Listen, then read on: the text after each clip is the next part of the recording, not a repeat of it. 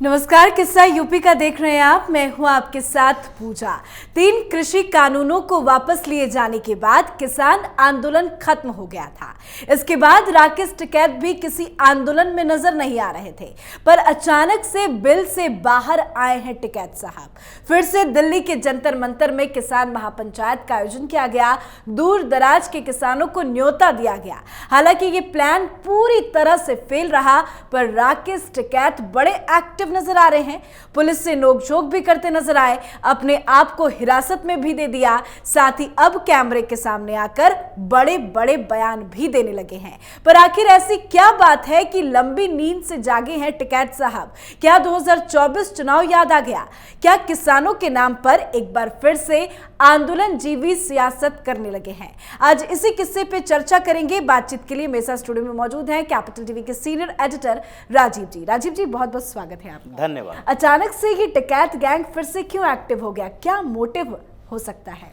देखिए, राकेश टिकैत अगर आंदोलन नहीं करेंगे तो उनका रोजगार नहीं चलेगा। लेकिन इस बीच पिछले 3 महीनों से राकेश टिकैत पूरी तरह से अलग थलग पड़े हुए हैं। भारतीय किसान यूनियन से भी वो अकेले पड़ गए हैं, क्योंकि पिछले 15 मई को इनके संगठन में विभाजन हो गया था। 15 मई को महेंद्र सिंह टिकैत की पुण्यतिथि थी और ऐसे समय में इनको एक बड़ा झटका लगा जब भारतीय किसान यूनियन 2 गुटों में बंट गई। अलग संगठन बनाया गया और उसका नाम रखा गया भारतीय किसान यूनियन अराजनैतिक। इनके ऊपर भी वैसे ही आरोप लगे जिस तरह के आरोप राजनीति में उद्धव ठाकरे के ऊपर लगे थे। जिस तरीके से आज एकनाथ शिंदे बार बार ये बात का जिक्र करते हैं कि उद्धव ठाकरे से तो हमारा वैचारिक मतभेद है, लेकिन बाला साहब ठाकरे हमारे भी उतने हैं जितने कि उद्धव ठाकरे के हैं। उसी तरीके से राकेश टिकैत के संगठन में जब फूट पड़ी तो उस समय जो दूसरा धड़ा था, जो राजेश सिंह चौहान संभाल रहे हैं, उसके अध्यक्ष हैं, तो उन्होंने भी ऐसे ही आरोप लगाए राकेश टिकैत के ऊपर। इसलिए अपने संगठन का नाम भी उन्होंने भारतीय किसान यूनियन अराजनैतिक रखा। उन्होंने कई गंभीर आरोप लगाए थे, जिसमें उन्होंने कहा था कि महेंद्र सिंह टिकैत हमेशा किसानों के मुद्दे पर किसी भी राजनीतिक पार्टी के समर्थन या विरोध से बचते रहे थे। जब उन्होंने भारतीय किसान यूनियन बनाया तो उस समय उन्होंने कहा था कि हमें राजनीति से लेना देना नहीं है, ना हम किसी पार्टी का सहयोग करेंगे, ना किसी पार्टी का विरोध करेंगे। जो किसान के साथ है वो उसके साथ हम हैं, जो किसान के खिलाफ है उसके खिलाफ हम हैं। लेकिन राकेश टिकैत ने क्या किया?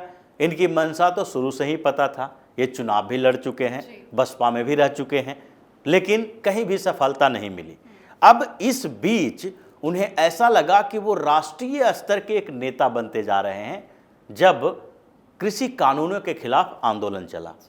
उस समय इनकी महत्वाकांक्षाएं ज़्यादा बढ़ गई और उस महत्वाकांक्षा के कारण इनको लगने लगा कि अब हम धीरे धीरे किंग मेकर बनते जा रहे हैं। महेंद्र सिंह टिकैत की एक आवाज़ पर सारी पॉलिटिकल पार्टियां कांपने लगती थी। उनके पुण्यतिथि पर सारे लोग उनके गांव के तरफ भागते थे। दिल्ली से लेकर उत्तर प्रदेश की राजनीति के जो माहिर खिलाड़ी थे, मुख्यमंत्री जाया करते थे, मिनिस्टर जाया करते थे। लेकिन वही राकेश टिकैत को देखिए, जब महेंद्र सिंह टिकैत की पुण्यतिथि हुई तो इस बीच जो उन्होंने राजनीतिक बयानबाजी शुरू की, किसी पार्टी को टारगेट करना शुरू किया, तो उनके घर पर संजीव बालियान एक पहुँचे थे, जाट नेता हैं वो भी। उन्होंने भी वहाँ पर जाने का सोच लिया कि चलो उनके गांव चल के महेंद्र सिंह टिकैत को श्रद्धांजलि दे देते हैं। ऐसी स्थिति में उनके पार्टी में यानी संगठन में फूट पड़ गई और उन लोगों ने यही आरोप लगाया कि इस बीच किसान आंदोलन के बाद से राकेश टिकैत लगातार कुछ पार्टियों का समर्थन कर रहे हैं और कुछ पार्टी को, यानी कि एकमात्र पार्टी की बात कर रहे थे, कि कुछ पार्टियों को टारगेट करके रखे हुए हैं। अब समर्थन करने की बात है जिसके प्रूफ थे उनके पास। हालांकि राकेश टिकैत बार बार ये कहते रहे कि हम किसी राजनीतिक पार्टी के साथ नहीं हैं, राजनीतिक पार्टी से जुड़े हुए नहीं हैं। ये जो लोग हैं जो छोड़ रहे हैं, वो छोड़ के गए हैं वो सरकार के दबाव में, अपने ऊपर जो मामले दर्ज हैं उन लोगों के ऊपर, उससे मुक्ति के लिए सरकार ने ऐसा दबाव बनाया कि उन्होंने संगठन तोड़ दिया। ये वैसे ही आरोप है जैसे दूसरी राजनीतिक पार्टी के नेता लगा रहे हैं, राजनीतिक बदले की भावना की बात कर रहे हैं। अरविंद केजरीवाल भी यही आरोप लगाते हैं, उद्धव ठाकरे, शरद पवार भी यही आरोप लगाते हैं, ममता बनर्जी भी यही आरोप लगाती है। जब जब उन लोगों के भ्रष्टाचार पे कुठाराघात होता है, ईडी और सीबीआई की कार्रवाई हो रही है, तो वो यही आरोप लगाते हैं कि केंद्र सरकार दबाव बना रही है।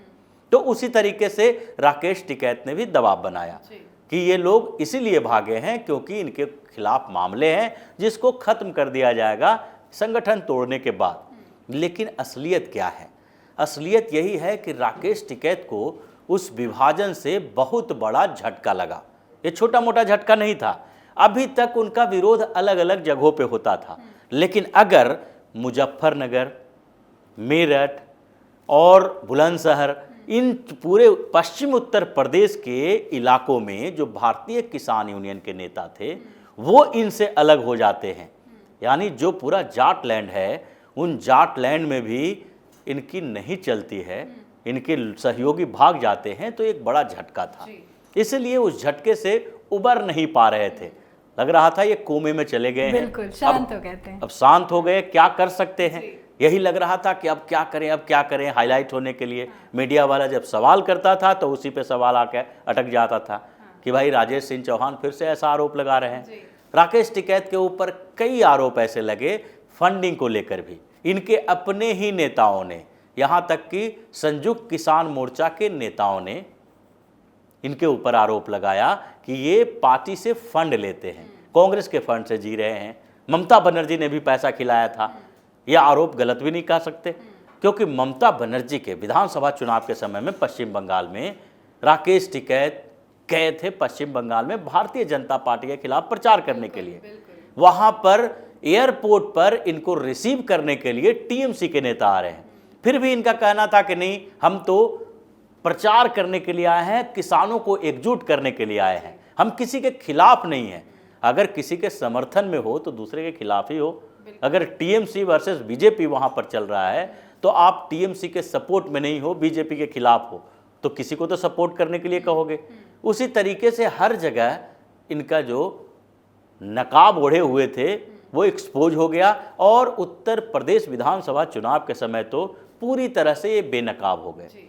जिस तरीके से दोनों भाइयों ने, राकेश टिकैत, नरेश टिकैत, दोनों ने बार बार इस बात का जिक्र किया कि योगी की सरकार जाने वाली है, सपा की सरकार बनने वाली है, ये अखिलेश यादव और जयंत चौधरी की जोड़ी है वो जीत कर आएगी, बहुत सारा खेल होने वाला है, बार बार बयान देते रहे। यहाँ तक जब चुनाव हो गया, वोट बढ़ गए, तो उसके बाद ये दोनों भाइयों ने बार बार ये कहा कि अब मतदान केंद्रों पे, जहाँ पर मतदान हुआ था वहाँ तो गड़बड़ियाँ हुई है, उसके साथ साथ अब जो काउंटिंग सेंटर हैं वहाँ भी गड़बड़ियाँ होगी, और हम लोग ट्रैक्टर ट्रॉली लेकर वहाँ पहुँचेंगे लोगों के साथ। लेकिन इनके अंदर से तो डर है ही, और ये डरे हुए थे इस बात के लिए कि ये डरने वाली सरकार नहीं है। हम ट्रॉली से जाएंगे तो, लेकिन वापस स्ट्रेचर पर आएंगे कि एम्बुलेंस में आएंगे ये भी पता नहीं है। इसलिए योगी आदित्यनाथ के डर से ये फिर बैकफुट पर आ गए। ये कहीं काउंटिंग सेंटर पर नहीं गए। सरकार बन गई, बड़ी प्रचंड जीत हुई भारतीय जनता पार्टी के, और ये अपनी मुंह में मिट्ठू लिए हुए बैठे हुए रह गए, बिल में फिर से घुस गए। अब उसके बाद इनको लगा कि अब 2024 का चुनाव आने वाला है। इनके क्षेत्र में ही सीएम योगी आदित्यनाथ का दौरा होने लगा। सहारनपुर पहुंच गए, शामली पहुंच गए।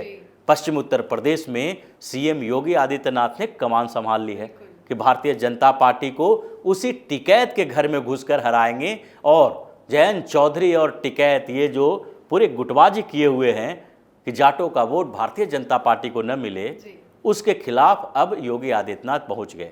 तो इनको लगने लगा कि इस समय अब भारतीय जनता पार्टी को जवाब देने के लिए कोई मौका चाहिए। अब ये लखीमपुर खीरी पहुंच गए। इनकी मांग क्या है? लखीमपुर खीरी में किसान जिनकी मौत हुई है उनके परिवारों को न्याय दिलाया जाए। कैसे न्याय दिलाए भाई? न्याय दिलाने के लिए अदालत है। न्याय दिलाने के लिए जिस अजय मिश्र टेनी के बेटे आशीष मिश्रा के ऊपर आरोप लगा, जिसकी गाड़ी थी, उनको तो जेल में बंद किया गया है, उनको जमानत नहीं मिल रही है, वो तो जेल में हैं ही।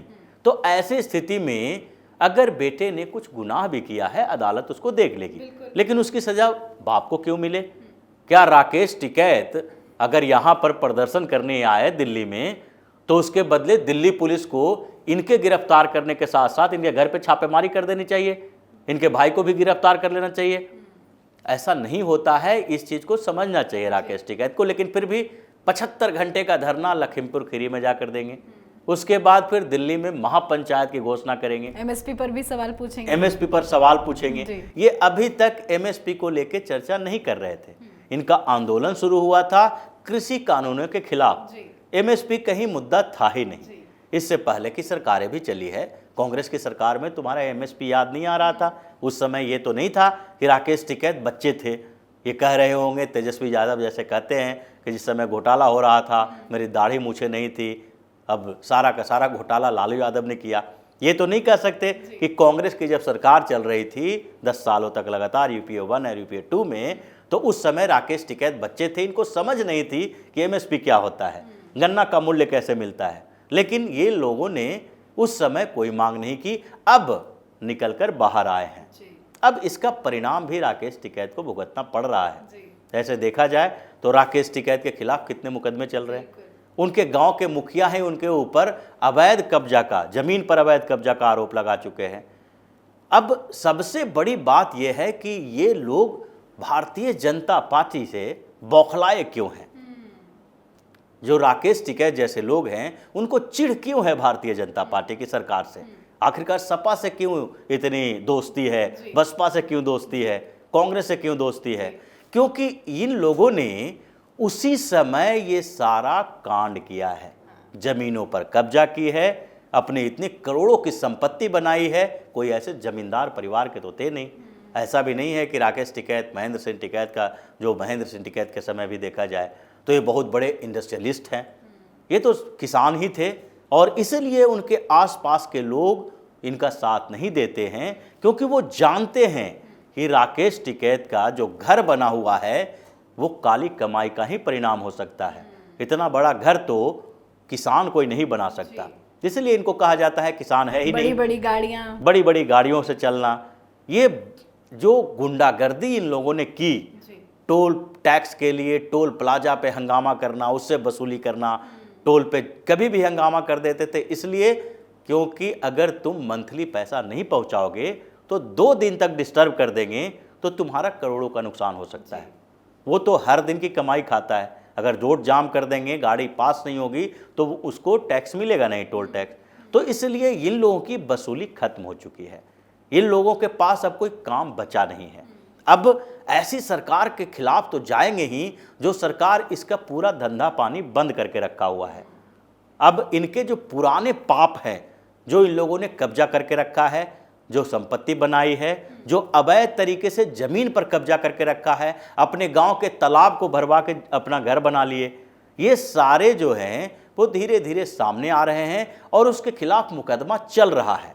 और यही कारण है कि ये पूरा गैंग इतना बौखलाया हुआ है कि लग रहा है इन लोगों को कि अगर भारतीय जनता पार्टी की सरकार बनी रही तो इनका काम धंधा बंद हो जाएगा और ये फिर घर में बैठकर पुराने जमाने की तरह खेती गृहस्थी ही करना पड़ेगा इन लोगों को। बहुत बहुत शुक्रिया समझाने के लिए। तो पिछली बार 14 महीने तक चले आंदोलन के बाद मोदी सरकार ने तीनों कानून वापस लिए, तब जाकर किसानों का आंदोलन खत्म हुआ था। तो क्या आंदोलनजीवी एक बार फिर 2024 से पहले वैसा ही आंदोलन खड़ा कर मोदी सरकार के खिलाफ माहौल बनाना चाहते हैं? जो भी हो, लेकिन एक बात गौर करने वाली है कि प्रदर्शन कर रहे किसानों में सभी संगठन मौजूद नजर नहीं आए। पर सवाल यह है कि 2024 की तैयारी में क्या जुट चुके हैं आंदोलनजीवी? आप अपनी राय कमेंट करके जरूर लिखें। देखते रहिए कैपिटल टीवी उत्तर प्रदेश। नमस्कार।